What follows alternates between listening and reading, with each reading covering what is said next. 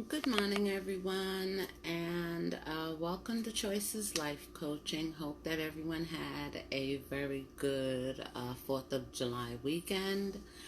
Um, Hope that everyone's been enjoying themselves. Today, our topic of discussion will be the 7 questions framework, and let's see. I don't know what your destiny will be, but one thing I do know, the ones among you who will be really happy are those who have sought and found how to serve. Good morning, Celeste. How you doing? Hope that you had a good weekend. Now, with the 7 questions framework, we've looked at the philosophical basis of Christian life coaching. So let's dive into the practical exercises and techniques that coaches use to help people find and follow their God-given destiny. There are many different types of ways to structure discovering and pursuing one's life purpose. So we're going to organize the search model called the 7 life purpose questions.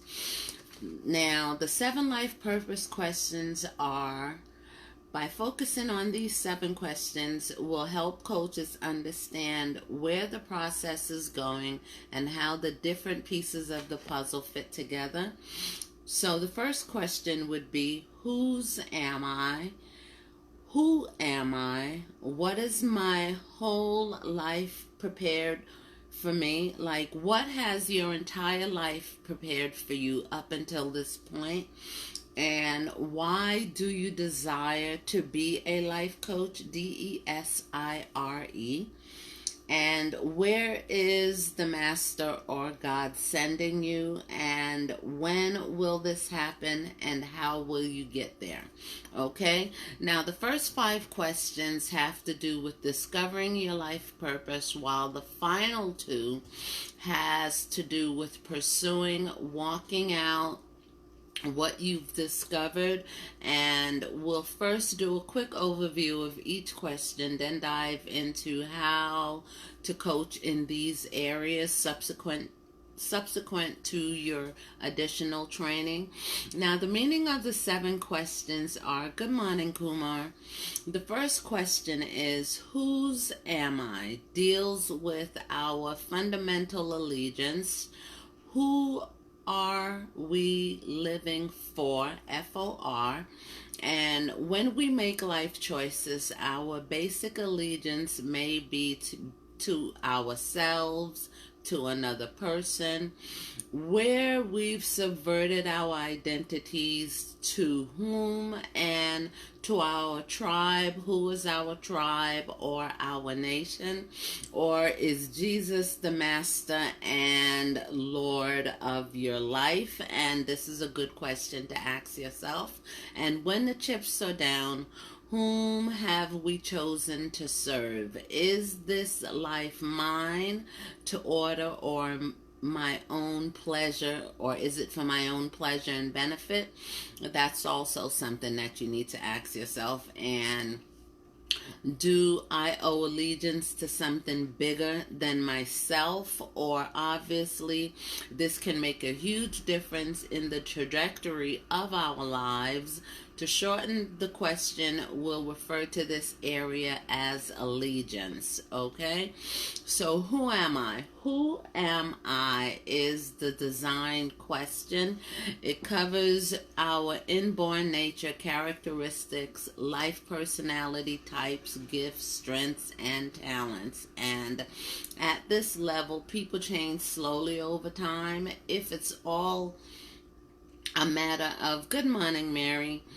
It's all a matter of understanding who you are is extremely valuable in your relationships, career, decision making, and other areas. Now, we'll also refer to this area as design, DESINE.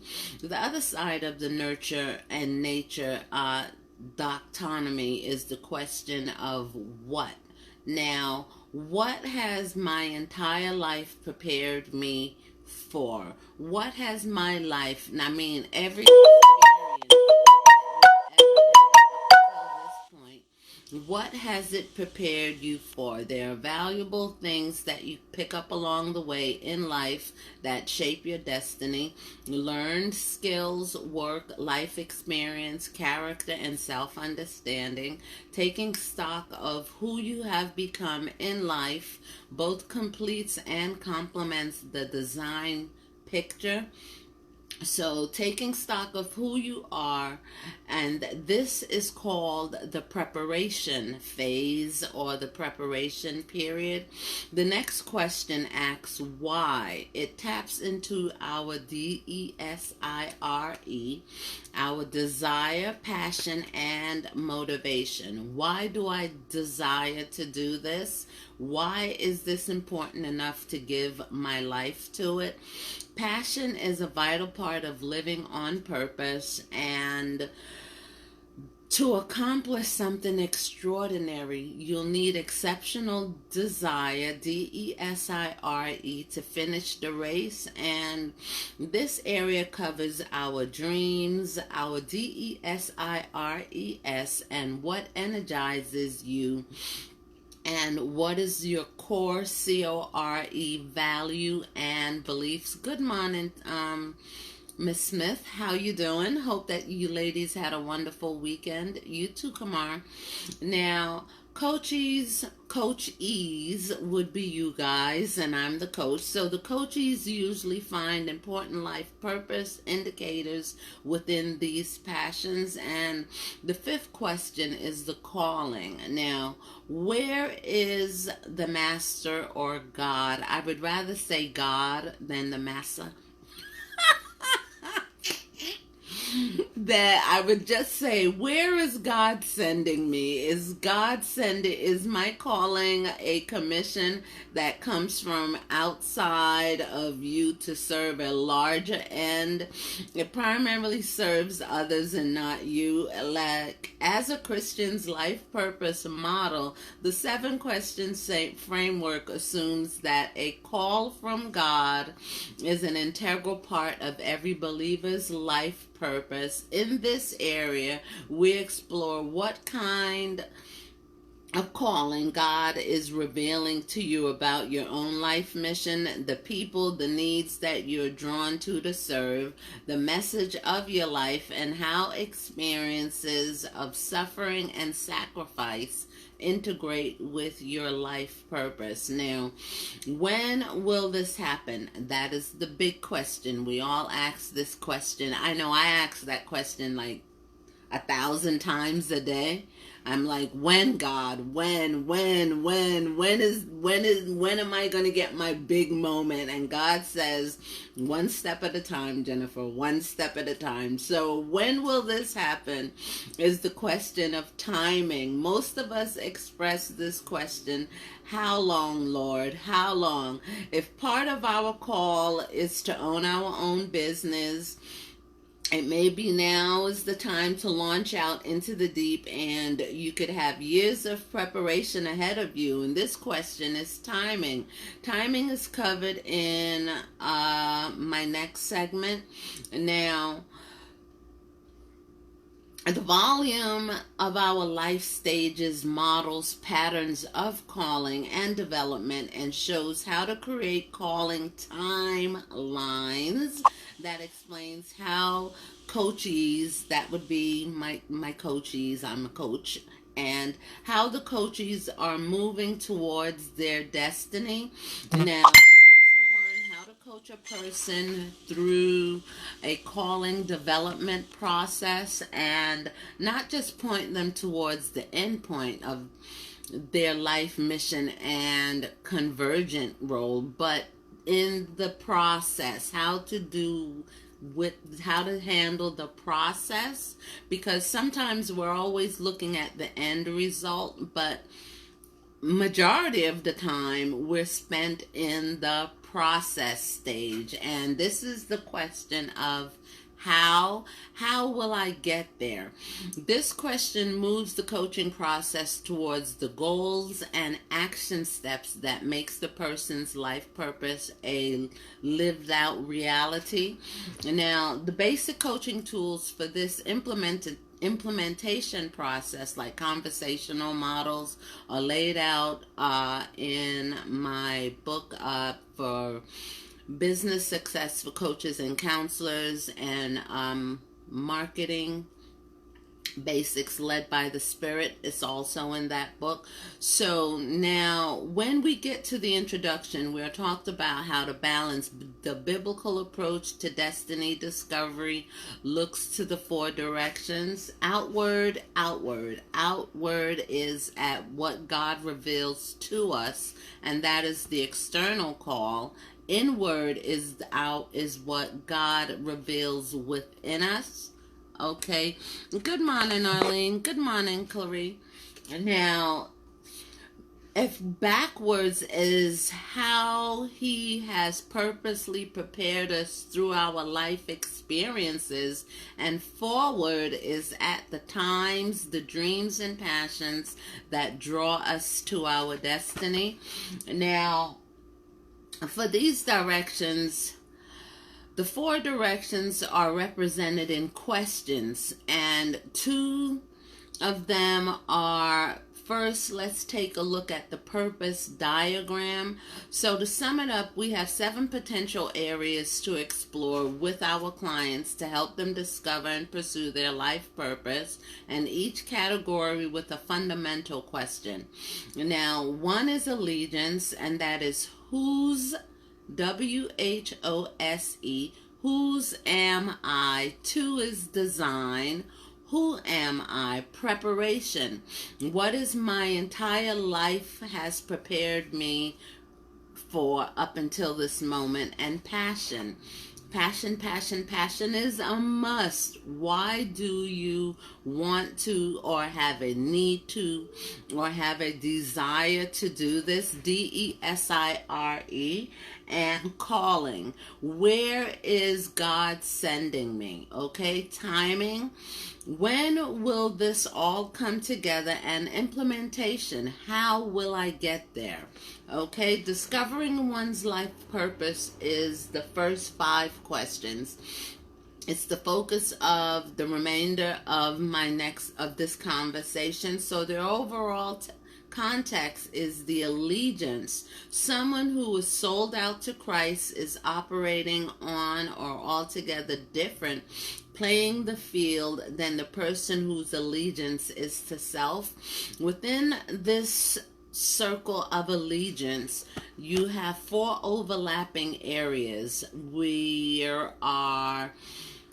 Where we get our life clues from: design, passion, preparation, and calling. Design, passion, preparation, and calling, where these 4 life purposes and questions overlap each other, and this is the sweet spot that a lot of people don't realize, is that our life purpose, in other words, we find our purpose at the intersection of who we are, what our lives has prepared us to do, and what we're passionate about, and our external commission from God to other people. Where do we look for destiny? Now, this model addresses a question unique to Christian coaching: and how does God reveal our destiny to us? And most life purpose models have us look inside at our passion, our design, and life experience and say, what am I passionate about during? What fits me? Now, what would give me a sense of purpose and fulfillment?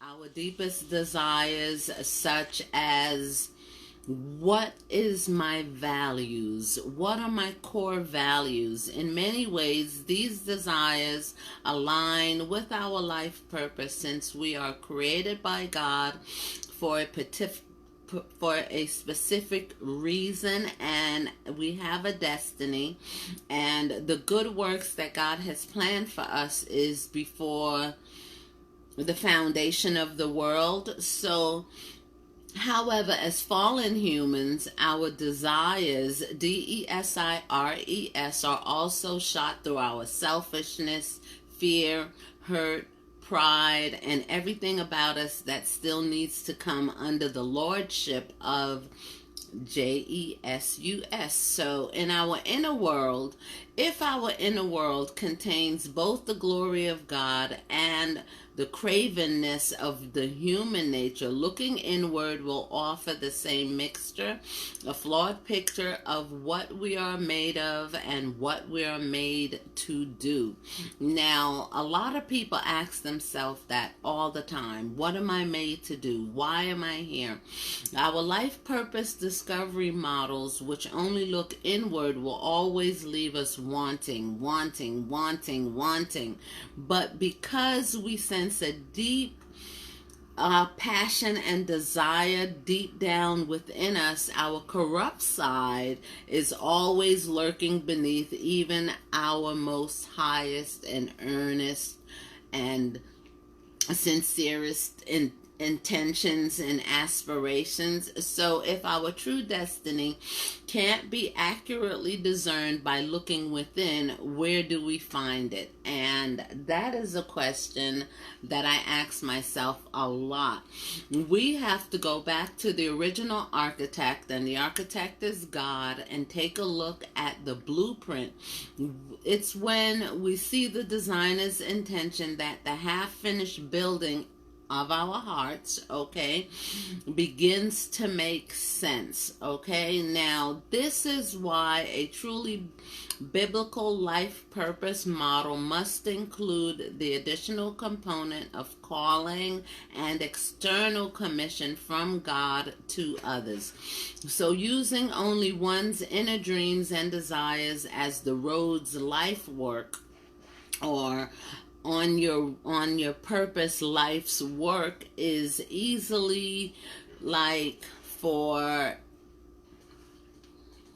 can I say, Hitler and Mother Teresa? They're like totally opposite. If you look at Hitler and you look at Mother Teresa, they both felt like they both had a life purpose and a mission and a calling in life. Now, people can get hung up on the other side of this issue as well. Why don't I just pray and wait for God to reveal my life purpose to me? Why all this navel gazing and looking inside at my own personality and my own passions? Well, aren't you trying to find your destiny just by being self-focused? No, you're not, because God in his foresight has also created you for your role. We all have a role to play in life. You, Clarie, you, Miss Smith, T. Smith, and Miss Mary and Kumar. We all have a particular role in life to play. And I tell people this all the time, but they think like, well, I'm doing this and I don't think I'm supposed to be here or be doing this or be doing that.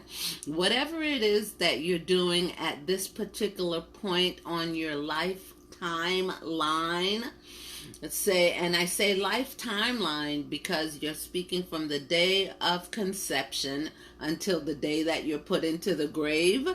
Everything in between that is your lifeline. Now, wherever you are on your lifeline is where you're supposed to be at this particular point and time. So we might say, well, that's a portion of the revelation of our calling. It lies within us. And how are you made? How am I made? And if we take a look at Joseph, Joseph was a dreamer from a very young age. We can look at Paul. Paul was very radical.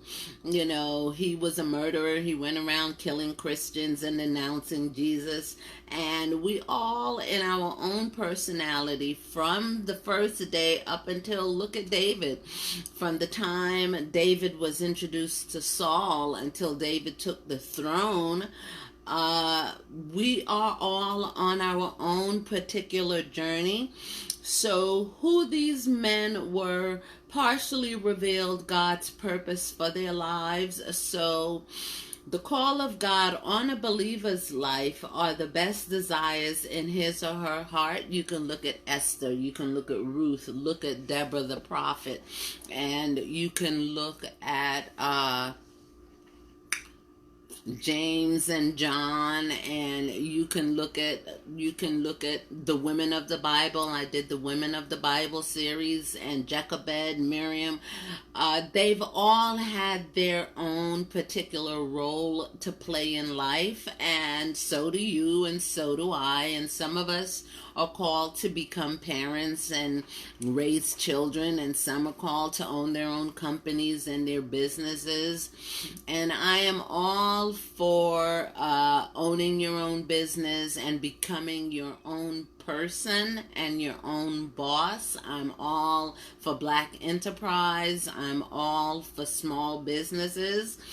And once you hear a call from God, if you want to go back to school, become a teacher, a professor, you want to run for political office, whatever your calling is or your vocation is, wherever it is that you may be in life at this particular moment, whatever area that you're working in, that is where your calling is, okay? Now, once you hear a call, following it still requires knowing yourself. Have you ever worked with someone who was following God's call but didn't seem able to enjoy it? Have you ever seen people, I've known people that says, okay, God told them to do this or God told them to do that, but they were so friggin' miserable. I'm like, are you sure that you heard God right, or are you leaning on your own understanding? But most people forget that when you first start something, the journey, when you first start, there's always going to be a challenge, okay?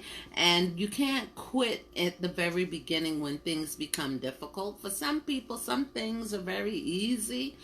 And then for some people, the beginning, the start is very difficult. It all depends on what it is that God has called you to do. It is possible to work within your area of a calling, but outside of your own design. For instance, a person who is called by God is led as a visionary of an organization. When I look at Tyler Perry, and he owns the first Black-owned studio ever in history, when I listen to his stories and his testimonies, when he first started, for like the first 7 years, he didn't bear any fruit. Like, he would get a job and, he would rent these places and he would invest all this daggone money, and nobody showed up to his plays and nobody attended like his functions. But the thing that he has shown me and many others is that when you first start something, if it is your wish and your desire to, and if it's God's calling is on it, just don't quit because sometimes things become hard or there's a challenge and you may not see any fruits right away. I look at Master P and look at like a lot of the hip hop stars when they first started. When they first started, Master P and Ice-T and Ice Cube and all those people, when they first started in the music industry or in the entertainment industry, everything wasn't easy. They sold like their records out of their cars and their tapes and their songs out of their cars because the mainstream, I guess, record industry at the time was not even listening to rap music, and they didn't understand it. And I could say mainstream as the white folks. Sorry folks, sorry my white friends, but at the time, now in every white person's household, their kids are listening to the music. They're listening to copying the styles and the fashions and everything else. When you look at what do you call an officiant, wedding officiant, right? Now, I'm a wedding officiant, so if anybody would like to get married and I'm legally legal, I can literally marry you, okay? I am ordained to do that, licensed to do that, and I am a wedding officiant. Anyway, now what I'm saying is before people wanted to just get married, before you used to have to go to a clergy person or a pastor or something like that. Now they have wedding officiants all over the country. So when you first start with a dream to do something, all of your life experiences, God is not going to waste any of your life experiences or events, okay? So if you, a person that is called by God to lead a visionary organization but has never learned to delegate well, is lacking in preparation, ends up doing a lot of the administrative details that he or she isn't good at, and the role designed align with her design, and starts wishing that she was either in another job or her passion is quenched. So even though she is pursuing her call, they may lack of alignment with her identity, and her destiny means that there is little joy or effectiveness in that particular area. Why? Because she's not doing she's not in the role that she's supposed to be in. Why? Because if she's not a good secretary, that means she has to do everything herself. When you first start a business, you're doing everything. You're the administrator, you're the CEO, you're the assistant. You understand? You're your own PR person, your own virtual assistant, or you understand? And then as you continue to grow in that field and in that area, and this is something that I've heard mentioned all the time. Like he says when he started out in his business is that, he learned how to do everything, so that when it's not being done correctly, he's well aware of it. You understand? And you find somebody that is better at doing it. You understand? Once you can afford to pay for an assistant. And right now they have virtual assistants. I think in the Philippines, these are online assistants. Then you can actually pay them, I think like $2 to $3, like $80 a week, because the multiplication of the dollar in the Philippines stretches further than it does here in the United States. And God is the person who knits us together in our mother's womb in a fearful and wonderful way, knew from the beginning what we would do, where we would dwell, and he assigns his calls accordingly, okay? I also think that God is a God of location, space, and time, and whatever state or city that that you live in at that moment is where you're supposed to be. So when he calls us accordingly, design, preparation, and passion must align with calling for us to maximize our impact, longevity, and joy in our life's mission. And we must look both inwardly and outwardly to find our destiny.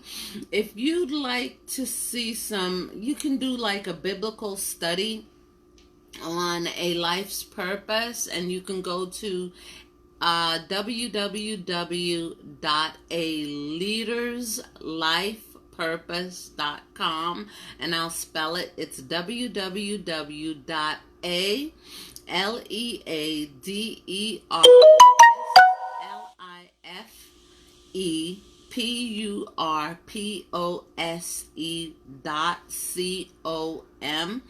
Go to that website and answer a few questions, and then they'll tell you regarding a leader's life purpose, and it's all about leadership and what areas that your leadership may fall into. And an excellent analogy for the purpose diagram is acting in a play. When you play a part, you have to get into character and become what? That role in order to complete the task, acting in the play. And that's a much stronger analogy because it incorporates both the being and the doing aspects of destiny. I remember I had did a play many years ago with the Horsemen, and I was the host. My name was Miss Ellie Mae Snodgrass. Hi, my name is Miss Ellie Mae Snodgrass. And I was the host of a talk show.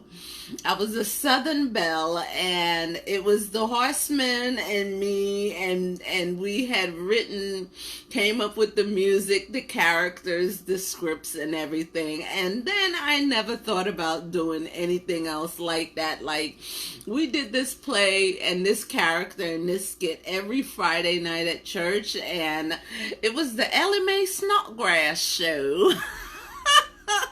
And I was I played a Southern white woman, actually. So I was the Southern white woman, and they would be guests on my show, and they would come in with all these different characters and stuff like that.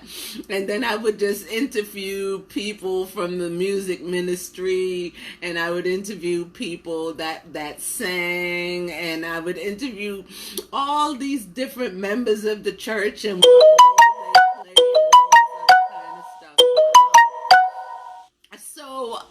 and then I didn't do anything like that ever again for like 25, oh my God, for like almost 20 something years. And here I am talking to people, interviewing them on my podcast, and doing life coaching sessions, and doing Jennifer's Perspective, and writing books, and helping people, and giving information. And every day I wake up, I say, Father, who am I going to help today? Who am I going to help today? Who am I going to support today? Who am I going to coach today? Who do you want me to assist today? And that way I get up with intention. I get up with mindfulness. I wake up with a purpose and a vision and a mission to be productive, supportive, and God has a really great plan for each and every single person. And because God's plan, when we do the role play or the acting, it's a much stronger analogy because it incorporates both the being and the doing aspects of one's destiny in life. Now, when we sit down and we think to ourselves, what have I been through? What have I done in my entire life? When I tell you that God does not waste anything, when I say anything of your life experience, because from that life experience that you've experienced, it's preparing you for something that God has. That's why don't bemoan your past, and don't be angry about your past or anything like that. Just chalk it all up as life experiences to help somebody and to move you into the next phase of your life. Now, God has created you for a unique part in His design and His plan for your benefit, to help someone, but also for the glory of God. And life has meaning as part of God's larger story of creation, redemption, and uniting all things together in Christ. So you have a personal part to play in that story. You must follow the script, because you can be the part of God's grand production, or you can be a monologue by yourself on your own stage. In order to be part of God's larger story, you have to acknowledge allegiance to the director's authority and to stick to the script, okay? You were designed for that part from birth in God's foresight. So you can look inward at your talents, strengths, and personality type to find clues to the part that you are to fit or to play. You were made for what? For this particular role in life, and your passion for your part carries you through what? Through to the finish line. And you can... what is that? The flames or the fire burns within inside of you. You understand? Like, who used to say that? What was her name? Shirley Caesar. It's like fire shut up in my bones. Okay? Whatever that passion or burning desire is, your passion for the part is what gives you the determination to learn your lines and give you all of the parts that you need to complete and to play your role in life. Now, you're prepared for your part through what? Through life experiences, and your entire life up until this point is the rehearsal part of this ultimate performance. Until you've researched it and rehearsed it, you aren't ready for the what? For the grand opening day. So the director casts the role, and you must look outward to receive the casting call assigned by the director. Then you won't fully know the director's purpose for the play until he tells you, okay? So creating Christians and coaching Christians and non-Christians, that's a big question, because I've been asked, like, well, you as a Christian coach, what is your opinion regarding non-Christians? And if the model for coaching Christians, how do you use it with non-believers? And I say the starting place is that everyone, Christian and non-Christian, everybody has a destiny. Destiny. And God has created everyone for a particular part. We must get to choose. The only thing is, we just get to choose whether or not we want to join God's play or not. And that's it. Even when you have not given your allegiance to God, you have the design that He has placed in you from the beginning. And God is still at work within your life and my life, sending you the experiences that you need to prepare you, stir up the passions, and make you ready to accept His call. Now, therefore, the same tools work for coaching Christians and non-coaching Christians, and non-Christians alike, in the areas of design, preparation, and passion. And only allegiance to God can bring the call as part of His larger story and mission, okay? Now, the good news is that for those who come to Christ later in life, their life before faith was not wasted. For instance, some of the greatest evangelists have come out of the deepest gutters and some of the worst pits, and if you ever listen to some of their stories, you be saying to yourself, oh my God, like, you're alive, like you should not be existing. Why? Because their life experiences has prepared them to understand the lives of the unsaved, and they have been through everything that just people that God wants to reach, you understand? And knowing that the pain of their journey and the joy of their redemption, they're passionate about introducing others to the great good news of God and this God that they found. So the most effective way for people to get beyond the fallacy of their life is wasted or it doesn't serve any purpose is to help them to find their calling and then discover how their life experiences has prepared them for what it is that God wants them to do. Hi Pearl, good morning. Coaching with reflective exercises. These are really good. I did a video on reflections and reflectiveness. Sometimes it's just good to sit down with pen and paper and just do like a free-flowing writing and just reflect. Just reflect, okay? Reflect on your life experiences, where you've been, what you've been through. It's very cathartic, and this will give you a touch briefly on the topic of reflection.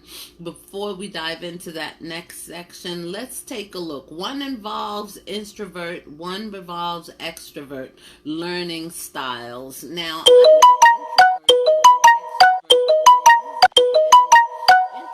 discovered by getting alone and reflecting. I enjoy my alone time. I enjoy those moments when I can sit down and just think deeply and catch up with myself. And I love doing extrovert things. I love being around people. I love being with people. I love interacting with people. I love large crowds. I love small groups. But then I like time when it's just me, where I can just sit with myself and just rest, and I ain't got to worry about how I look or who to impress or anything. You understand? Because I think that's just normal. Extroverts think out loud, and I do that a lot. Oh my God, the primary drive is to engage something inwardly first, then use it outwardly. Once they've figured it out, extroverts think out loud. They learn best by talking, okay? So while introverted clients do fine with lots of individual reflections. Good morning, Frank. How you doing? Introverts do this thing where they dwell inwardly and they deal with a lot of reflections, and the same approach can drive an extrovert crazy. So one great way to adapt to extroversion is simply to turn personal reflection exercises into discussion exercises by asking your clients to speak their reflections into a portable tape recorder. Like, so you're coaching someone, right? And these people are very shy, and some people, you're sitting down with them and oh my gosh, it's like I have to ask all the questions to get them to open up. And some of them are so shy, I can say, okay then, on your phone is a recorder, okay? And I would hand them the questions, give them the questions, and this would be a homework assignment for them. And I'd ask them specific questions. And being that they don't know how to express it, because they're so shy and inward and introverted, I say, this is the homework. Answer these questions, but on your phone is a recorder. Just speak into the recorder, and just this way you answer the questions, and the next time you come back to me, or the next time we have our next session, just play the recordings back to me. And as they get used to that, they hear themselves saying the things and answering the questions. And it's especially important for extroverts that reflections is acted upon. Okay, while an introvert can think about something for weeks without feeling a need to do anything, extroverts are driven to act on what it is that they're thinking and then keep on thinking about it in the process of acting it out.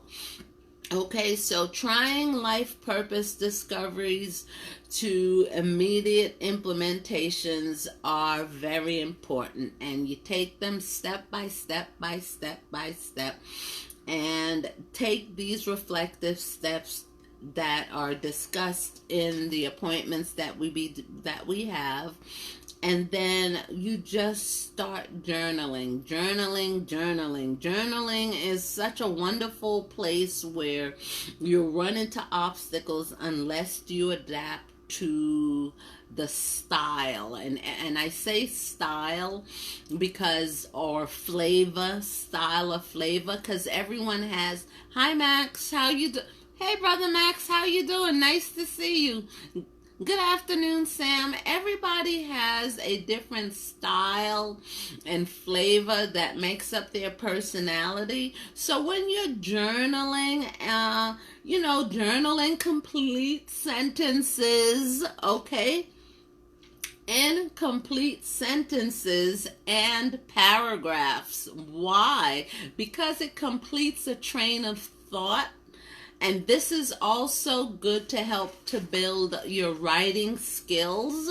So when you're journal in a complete sentence, okay?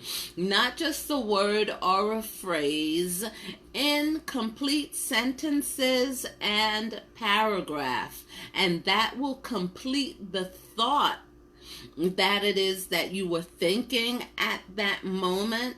And it also releases. When I say it releases, it's very healing. It's very cathartic, because it's very healing, because now you're putting your emotions and the thoughts that you're thinking onto paper. And you're getting it. It's like when I say brain dump, it's an emotional dump. So those things that you can't say to people, or the things that you want to say but can't say, or you want to say it,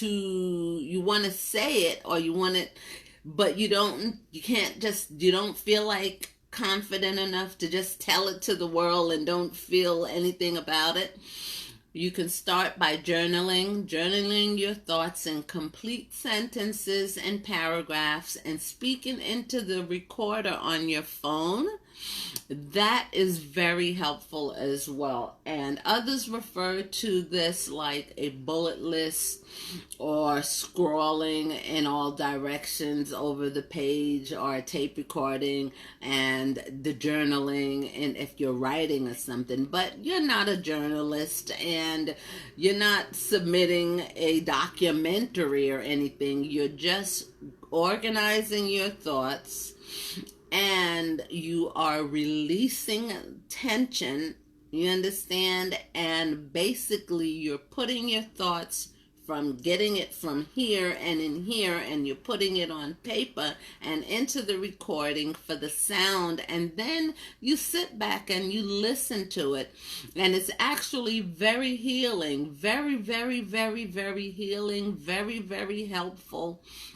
And the word journaling means a daily diary that you can keep by your bedside or table. Not that you are probably, and get into the habit of just like, okay, take 5 minutes before you go to bed, and then what are you going to journal? How was my day today? You're going to think, how did I feel today? Or you had an experience that you were happy about, or an experience that you were not happy about, and just journal. How did you feel about it? What did you think about it? And then basically make it a practice of talking through with your coach or your coachees those of you who are coaches and those of you who are coachees, get into the habit of talking it through with your clients, that their journaling options are made, and that pay attention to their reflective style that best works for them. And basically, you're just putting your personality in ink on the paper, okay? And then you can also do it with the recording styles and insights, and be proactive, because this is like really important in the elements of many potentials. You'll run across some obstacles in the reflection process, but don't be discouraged. If you feel like it's too much for you, put down the pen, put down the paper, have a cup of tea, a cup of warm milk, and then get back to the process. But what I'm encouraging you to do is not to quit, okay? Whatever you do, don't give up, all right? And when you make your Pledge of Allegiance, you have to remember that, I'll do that at the next session, like when we're in the allegiance process, whose am I? I'll ask you several questions. Is Jesus still Lord of your life? And then you have to learn that you're making difference. Here's 5 questions that I think each one of you should be able to contemplate and think about. Connections between your current circumstances and your ultimate destiny. That's one question. And I think that's something that you can just sit down, write, and just think, it's just food for thought. God often leverages what we care about most and deeply to gain access to our hearts, okay? So when God is messing around in my life as the coach, because believe me, I'm living this stuff as I'm telling it to you.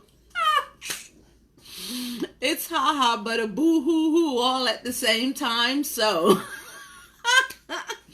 when God is doing this stuff, right, God is messing around with your heart as well as my heart, and that's a signal. The signal is that, one, the client has sharing something that has been very frustrating to that person. Okay, in order for me to coach you guys, I have to live all my own crap. So God is like, when it comes to this, we get frustrated, and God is always working in organizations with our own internal serious conflict. And his string of experiences is so that we can begin to explore whether or not God is calling you. Involves bringing people together around the middle. When you or the coach, I'm the coach, or you the coach, he realizes that God's circumstances and your life experiences are preparing you for your life mission. So stop resisting and begin to lean into him, and play the part of God's plan for each and every single one of you. God has a plan for each and every single person, and stop resisting God and fighting with your emotions, and get into the surrender section. The surrender area. Things are stuck and practical steps aren't working. When you get stuck and practical steps aren't working, then we have to look for solutions, okay? You see the solutions that don't work. It's time to look at the inner obstacle. What inward turmoil are you currently having? If something seems much harder than it ought to be, look for the internal obstacles connected to the allegiance issues, okay? And the person that is in a transitional season, I'm in a transitional season, and I guess half of the world is in a transitional season with the pandemic. We're all on pause. And I say that lightheartedly, but this is a serious thing. So I would say the primary focus for God's activity in transitions, when the transition phase, is to look inward, inward, inward. He brings what we are doing to an end to make room in our thoughts and in our schedules for re-examining our inner world. Okay, now therefore it is hard to go wrong in making the conversation almost about anything significant, okay, or bring it to a significant occurrence to a specific level. The reasoning seems irrational. That's another question that you can ask yourself. Is this irrational? Is this logical?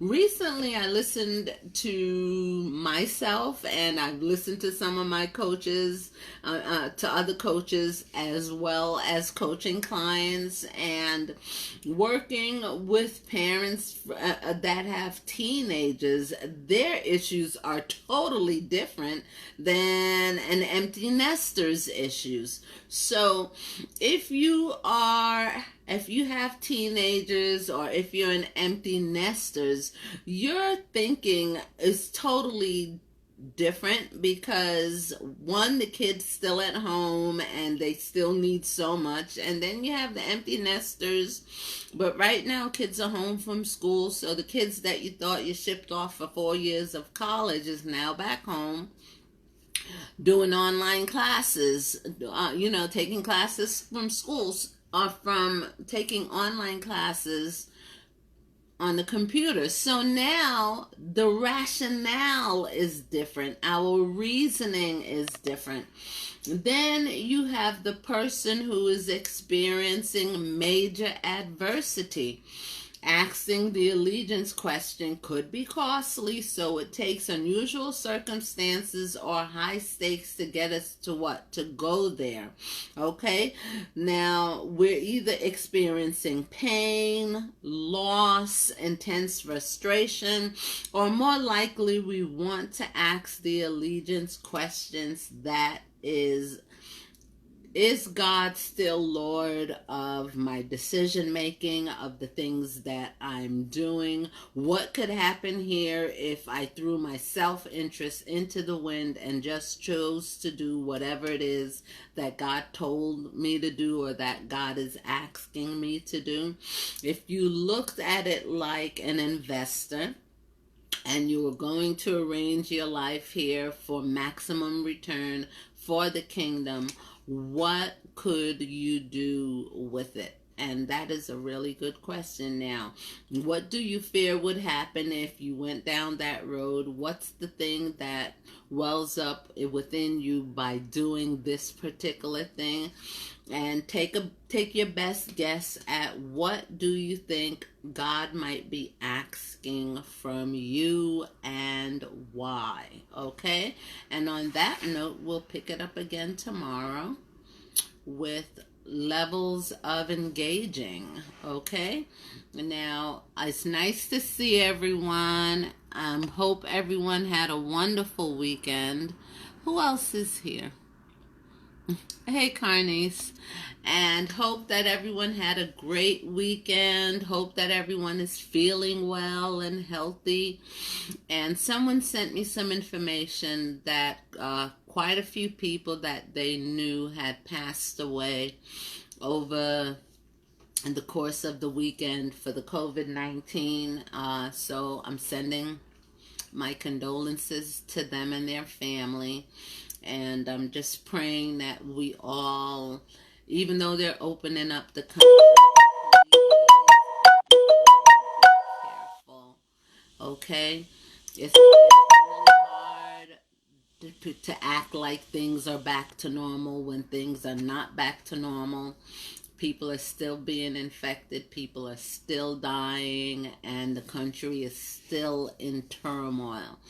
Use wisdom, be kind, practice social distancing, get the hand sanitizers, don't wear those gloves, get the hand sanitizers, wash your hands, and you don't have to shake hands, do the elbow kind of thing, you understand, and stay within a certain amount, that 6 foot social distancing. And when you come into the house from outside, put those clothes in the dirty clothes, jump in the shower, take a shower, and clean yourself off, okay? Because COVID-19 is passed through contact, physical contact, okay? And if you are out with your family and your kids, going to the park, to the beach, doing whatever, just protect yourself, wear your mask, and stay 6 foot apart. And oh my God, I think there's one other thing. Let me just do the getting into the zone. And I missed 2 days because I didn't do anything for Saturday and Sunday. So I guess I'll have to do 3 days for real. I guess we'll start from there. We'll do getting into the zone, okay? Let's do getting into the zone. Hands up, everybody. This is actually the surrender pose. And then we're going to do getting into the zone, palms up, okay? Palms up. Feet planted, and lay your arms and palms in your lap, and we're going to just breathe for a minute. Just rest.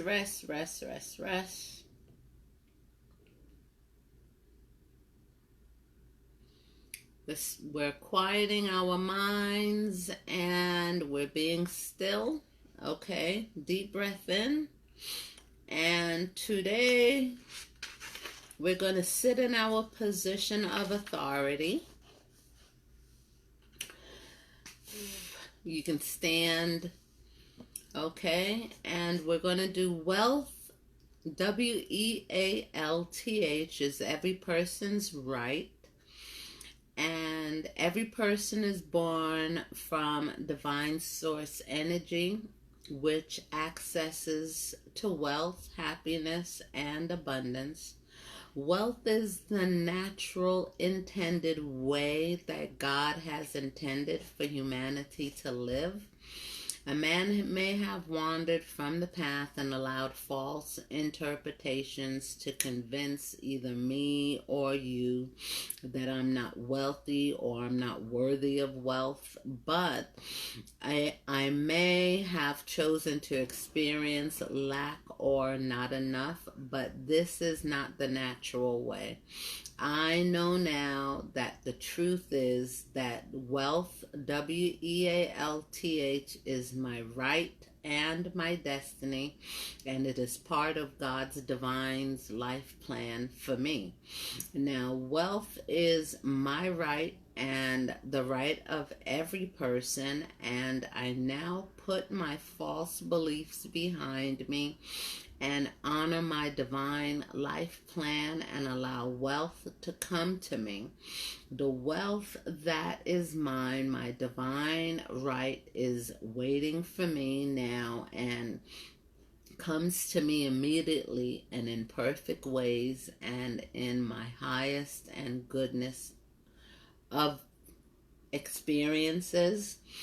And I experience money flowing to me in unexpected ways, and I will allow a great abundance of wealth to come to me. So take a moment and you're going to reflect and meditate on those words, and then asking yourself, what does it mean to you? Write it down and write down any insights that you may have, or reword it in a way that is meaningful to you. Then we're going to do meeting all our needs.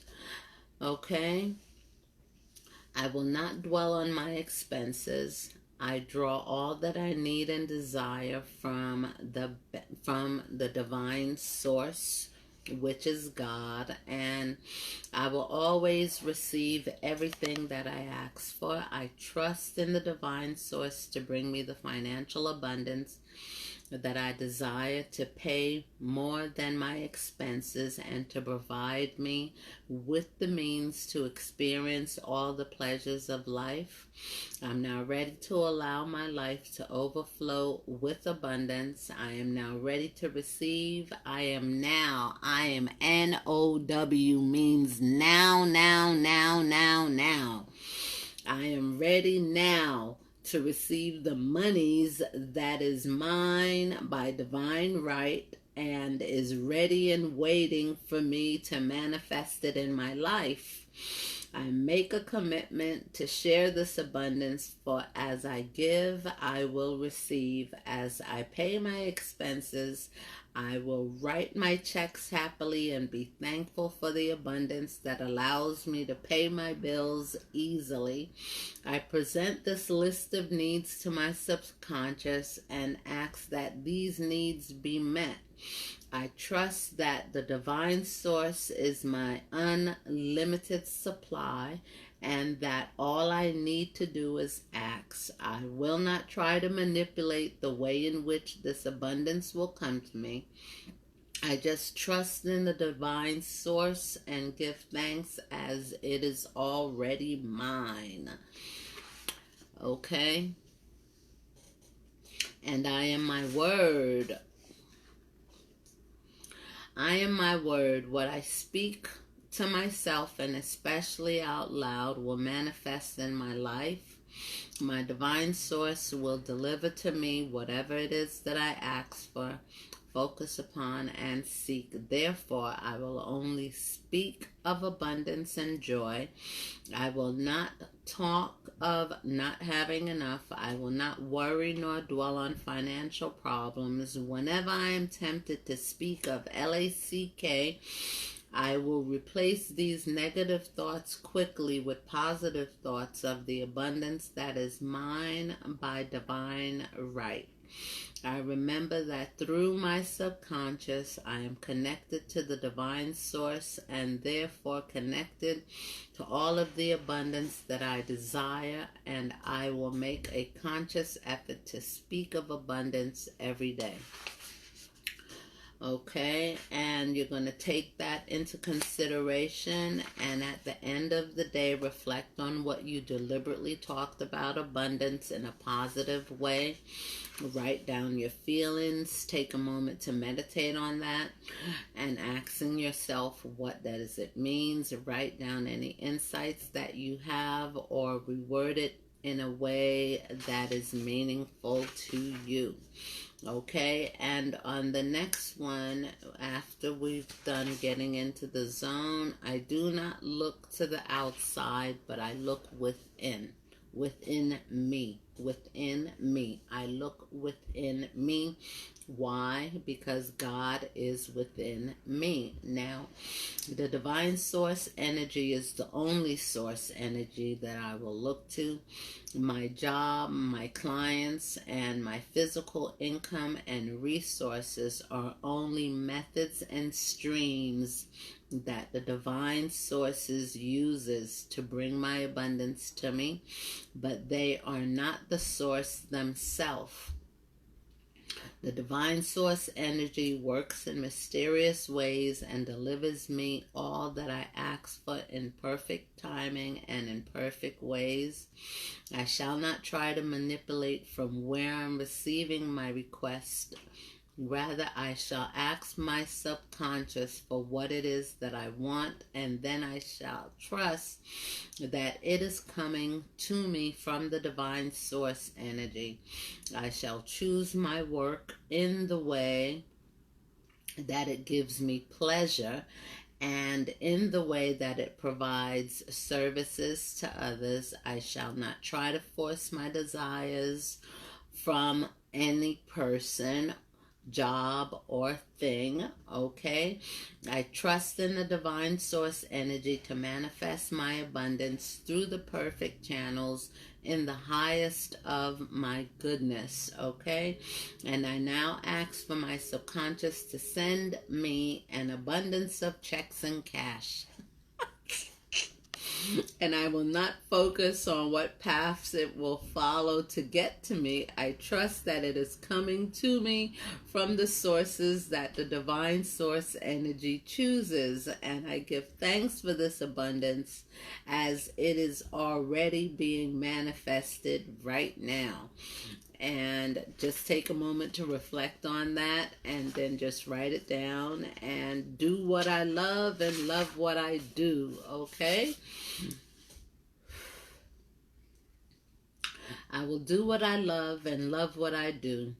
I now know that the things that I love to do in life and the things that bring me the most joy must be part of my divine plan. It is also part of my divine plan that when I pursue the things that I love, I will receive abundance in my life. Therefore, I will not worry about the source of my abundance. Rather, I will seek out what I love to do and the ways that I can and be of service to others. I look at my hobbies and my pastimes, and I focus on my dreams. I focus on how I would like to spend my days. I impress upon my subconscious to make my dreams a reality. I will rely on the divine source energy to provide abundantly for all my needs, desires, and I shall occupy my mind in the pursuit of happiness. Ha ha ha. Be happy, okay?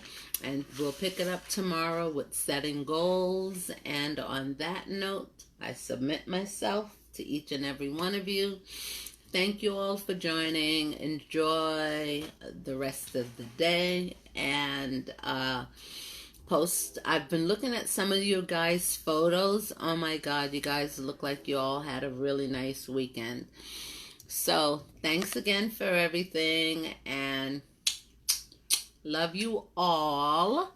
Love you, Martel. Love you, Kenise. Love you, Mary. Love you, Salette. Love you, Kumar. Love you, T. Smith. Love you, Amro. Let's see. Who else is here? Oh, wow. Oliver. Love you too, Oliver. Love you, Brother Max. Love you, Pearl. Love you, Frank. Love you, Jennifer. Love you, Wendy. Love you, Susan. Love you, Renee. Love you, David. Love you, Juan.